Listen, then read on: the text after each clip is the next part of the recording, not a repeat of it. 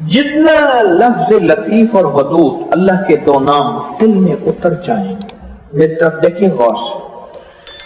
جتنا دل میں اتر جائیں گے نا، اتنا اس کی تاثیر، اس کا کمال اور اس کی کیفیت اور اس کا اثر ہماری زندگی میں اتنا کھل جائے گا، جتنا دل میں اتر جائے، جتنا دل میں اتر جائے گا۔ لفظ لطیف، اللہ کا نام لطیف، اور میرے اللہ کا دوسرا صفاتی نام ودود۔ ودود جتنے یہ دل میں اتریں گے اتنا زندگی میں اس کی تاثیر، اس کا کمال،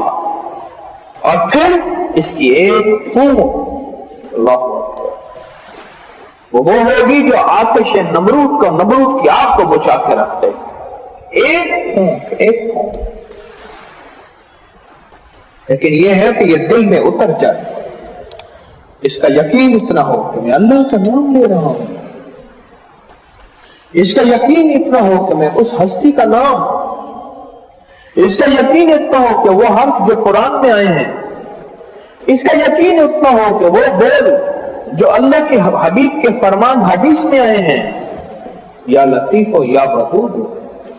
اور اس کا یقین اتنا ہو کہ یہ وہ الفاظ ہیں جو سارے اولیاء نے پڑھے، ان کو ولایت انہی لفظوں سے ملی، ان کو بزرگی انہی حرفوں سے ملی، ان کو کلندریت انہی بولوں سے ملی، ان کو رب کا تعلق، اس کے حبیب کا عشق انہی الفاظ سے ملا۔ اور یہ وہ بول ہے جس کو اربوں نے، لاکھوں نے پڑھا، اور یہ وہ بول ہے جس کو صدیوں نے پڑھا، اور یہ وہ بول ہے جس کو فرشتوں نے پڑھا، اور یہ وہ بول ہے خود میرے کملی والے کی زبان سے نکلے۔ تو یا لطیف و یا ودود کو ایک تسبیح سے بس، باقی آپ کے اپنے معمولات، تسبیحات، ذکر جو آپ کر رہے ہیں کرتے رہیں، کسی بھی وقت، اگر کسی نماز کے بعد ہو، باوضو ہو، ایک جگہ ہو، اچھی بات ہے۔ آپ کہیں مجبوری ہے، آپ کسی بھی وقت ایک تسبیح یا لطیف ہو یا ودود ہو کی، پر ایک تسبیح ایسی ہو کہ تسبیح بھی دعا کرے، ہاں تسبیح بھی دعا کرے، ایک تسبیح ایسی ہو کہ تسبیح بھی اندر سے خیر کہے کہ واہ تو نے کیا کیا، میرا حق ادا کر دیا، خود تسبیح بھی دعا کرے،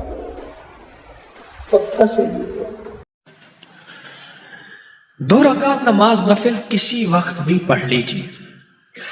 مکروہ اوقات کے علاوہ 2 رکعت نماز نفل پڑھیں کسی بھی وقت حاجت کی نیت کر کے، اور اس کے بعد 3 بار سورۃ یاسین پڑھ لیں، بس جو مانگے ملتا ہے۔ میں کہتا ہوں،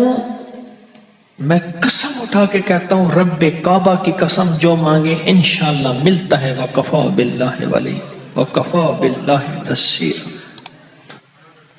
اگر تہجد کے وقت پڑھ لیں ٹھیک ہے، عشاء کے بعد پڑھ لیں، اشراق کے وقت، کسی بھی لمحے تنہائیوں میں، کہ اللہ دنیا میں ایسی جگہ کوئی کہیں ہوتی، اکیلے بیٹھے رہتے، یاد تیری دل نشیں ہوتے، کوئی لمحہ ایسا ہو، اور کوئی ناممکن سے ناممکن، مشکل سے مشکل، کوئی زندگی کی ایسی الجھن ہو جہاں آپ کہتے ہیں کہ میرے بس سے اب کام باہر ہو گیا، مولا زمین کو پھاڑ دے مجھے نگل جائے، مولا آسمان کو حکم دے مجھ پہ ٹوٹ پڑے، مولا ان سارے پتھروں کو حکم دے مجھ پہ برس پڑے، اور میں پہاڑ کے اندر دفن ہو جاؤں۔ جب زندگی کی منزلیں مایوس ہو جائیں، چاہے وہ کوئی مسئلہ ہے، عرش والے سے فرش والے سے، زمین والے سے آسمان والے سے، زندگی کا کوئی مسئلہ کوئی اور ہو ناممکن، جسے دنیا کی ہر عدالت، ہر پنچایت، ہر عقل مند، ہر دانا کہہ چکا ہو کہ تو ناکام ہے، ہو ناممکن، اس وقت اس کو یقین کے ساتھ 2 رکعت نماز نفل حاجت کے، یقین کے ساتھ، اور اس کے بعد 3 دفعہ سورۃ یاسین۔ اگر کوئی حافظ عالم قاری ہے تو سورۃ فاتحہ کے بعد جو سورۃ ملانی ہے اس میں بھی سورۃ یاسین ملائے، اگر نہیں ہے تو کوئی صورت بھی ملا سکتا ہے. اور سلام کے بعد اول آ کر 3 بار درود پاک اور 3 دفعہ سورت یاسین یقین کے ساتھ پڑھ اور پھر بیٹھ کے اللہ سے مناجات اور دعا مانگ. مولا یہ مسئلہ ہے جو ناممکن ہے. چند دن، چند ہفتے، چند مہینے، ارے کچھ ہی دنوں میں اللہ غیب کے خزانے سے ایسے فیصلے کرتا ہے اور ایسے ناممکن کو ممکن بناتا ہے اور ایسی جگہ سے کرتا ہے جہاں تیرا گمان نہیں، خیال نہیں، احساس نہیں، ادراک نہیں، اور تو چاہتا ہے نہیں ہوتا. اللہ چاہ لے پھر ہو جائے گا. کیوں جی؟ تو کہتا ہے نہیں ہوتا، اور جب اللہ چاہ لے گا ہو جائے گا یا نہیں ہوگا؟ بتائیں. ہو جائے گا. جب اللہ چاہ لے گا ہو جائے گا. میرے رب کی چاہت کا نام وجود ہے. میرے رب کی چاہت کا نام وجود ہے.